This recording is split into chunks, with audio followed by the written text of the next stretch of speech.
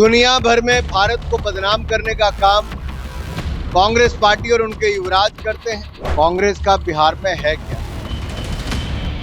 ना कोई नेता है, ना नीति है और नीयत में भी खोट है।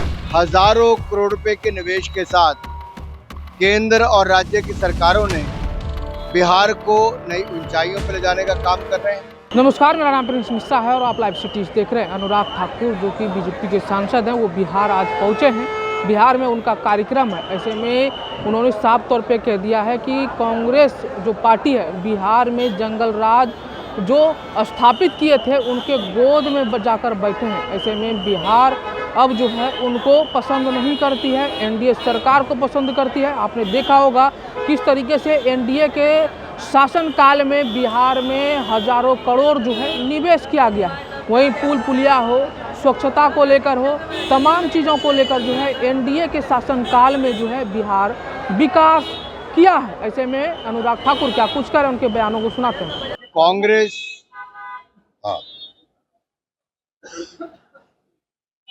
कांग्रेस का बिहार में है क्या? ना कोई नेता है, ना नीति है और नीयत में भी खोट है। और जब जब कांग्रेस ने जिन जिन का समर्थन यहाँ पे किया है, उनके आने पे बिहार में जंगल राज ही आया है।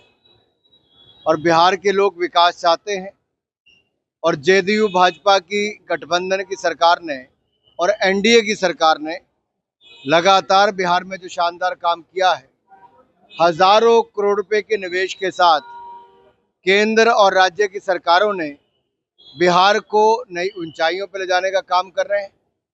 और अगले 5 वर्ष भी बिहार के लिए महत्वपूर्ण होंगे, क्योंकि जिस तरह से यहाँ पर सड़क, रेल, शिक्षा, स्वास्थ्य, अन्य क्षेत्रों में काम हुआ है, वो अपने आप में सराहनीय है।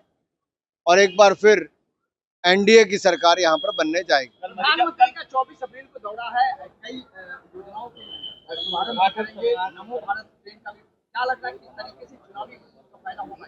माननीय प्रधानमंत्री जी का बिहार प्रेम सब जानते हैं।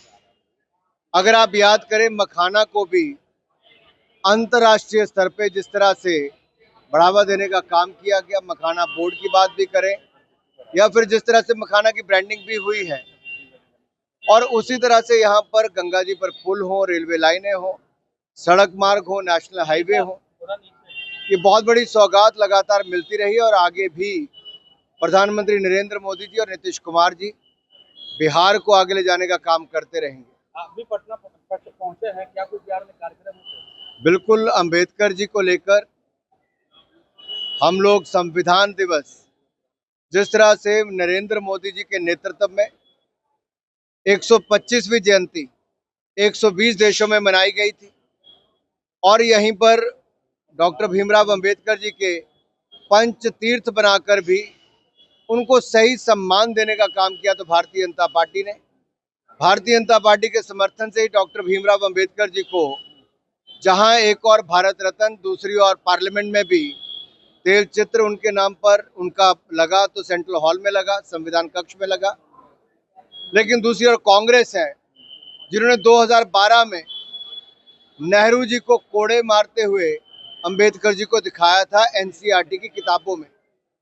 कांग्रेस को माफी मांगनी चाहिए अंबेडकर जी से, अनुसूचित जाति समुदाय से, क्योंकि एनसीईआरटी की किताबों में जिस तरह से नेहरू जी को कोड़े मारते हुए दिखाया था, ये कांग्रेस की सोच दिखती है कि कैसे वो दलित विरोधी है, अंबेडकर विरोधी है।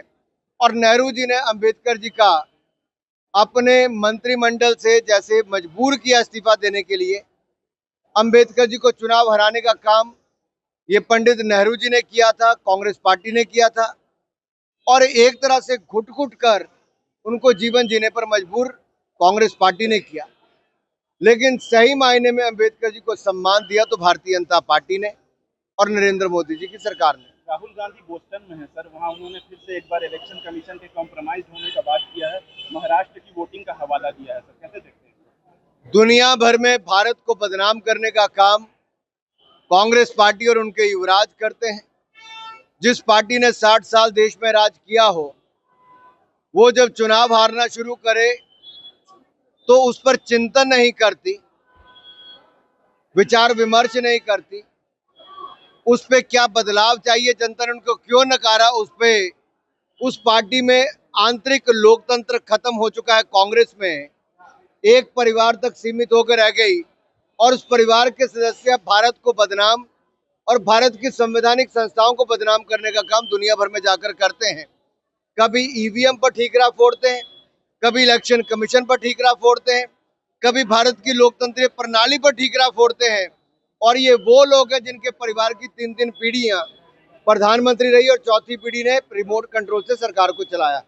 पश्चिम बंगाल में जिस तरीके से घटना घटी, मिथुन चक्रवर्ती ने कहा है कि वहाँ राष्ट्रपति शासन लागू कर देना चाहिए। मैं बिहार के बाद शाम को बंगाल ही जा रहा हूँ, बंगाल पर वहाँ पे टिप्पणी करूंगा। जिस तरीके से कहा है, भारतीय जनता पार्टी के राष्ट्रीय अध्यक्ष श्रीमान जगत प्रकाश नड्डा जी ने बड़ा स्पष्ट किया है कि भारतीय जनता पार्टी भारतीय न्याय प्रक्रिया में, न्यायालयों में विश्वास रखती है, उनका मान सम्मान करती है और आज तक करती रही है। ये कोई पहला उदाहरण नहीं है, ऐसे अनेकों उदाहरण है लगातार। जब कांग्रेस नेहरू जी के समय आमने सामने हो गई थी जुडिशरी के, इंदिरा गांधी जी ने जो इमरजेंसी लगाकर भारत के लोकतंत्र को तार तार किया, वो काला अध्याय था। बाबा साहब अंबेडकर के संविधान का जो चीरहरण किया वो कांग्रेस पार्टी ने किया, बहुत सारे संशोधन लाकर भी किया। कार्यकाल 5 साल से 6 साल जो लोकसभा का किया वो इंदिरा जी के समय हुआ। इमरजेंसी लगाने का काम किया और जजेस के घरों के बिजली के कनेक्शन और पानी के कनेक्शन काट दिए गए, ये कांग्रेस के समय हुए। और कांग्रेस का हाल वो है कि 9 से चूहे खाकर अब बिल्ली हज को चली। उनके गठबंधन ने तय कर दिया है क्या? ये वो गठबंधन है जो निर्णय नहीं कर पाता, ये वो गठबंधन है जिसकी विचारधारा एक जैसी नहीं है, जिनके पास, जैसे मैंने पहले कहा, ना नीति एक है, नियत में भी खोट है और नेता पर प्रश्न चिन्ह बना हुआ है। तो आपने सुना अनुराग ठाकुर को, उनका साफ तौर पे कहना है बिहार में कांग्रेस कभी भी स्थापित नहीं हो सकती है, क्योंकि जंगल राज के जो स्थापना जिन्होंने किया था उनके गोद में जाकर बैठे हैं। वहीं उनका बिहार में आज कार्यक्रम है, बिहार में उनका कार्यक्रम भीमराव अंबेडकर को लेकर है और साफ तौर पे कांग्रेस पार्टी पर प्रहार करते हुए नजर आए कि उन्होंने जिस तरीके से भीमराव अंबेडकर का अपमान किया है। और अब जो है एनडीए की सरकार, भाजपा की सरकार जो है भीमराव अंबेडकर को जो है सम्मान देने का काम किया है। और वहीं एनसीईआरटी बुक में किस तरीके से जो है भीमराव अंबेडकर को जो है कोड़े मारते हुए उन्होंने दिखाया था, लेकिन भाजपा की सरकार बनते ही भीमराव अंबेडकर को जो है सम्मान देने का काम किया है। ऐसे में बिहार की राजनीति अब जो है गर्माहट में बदलती जा रही है, क्योंकि 2025 के साल है और इस साल के अंत तक जो है बिहार में विधानसभा चुनाव होना है। ऐसे में बिहार में अब जो है बड़े बड़े केंद्रीय नेतृत्व वाले नेता जो है बिहार आगमन अब होना प्रारंभ हो गया है। कई बड़े बड़े आरोप भी लग रहे हैं, लेकिन अब ये देखना होगा कि बिहार की जनता किन्हें पसंद करती है। ऐसे में आप लोगों को क्या लग रहा है कमेंट बॉक्स में जरूर बताइएगा। बने रहिएगा लाइव स्ट्रीट पर, तब तक के लिए धन्यवाद।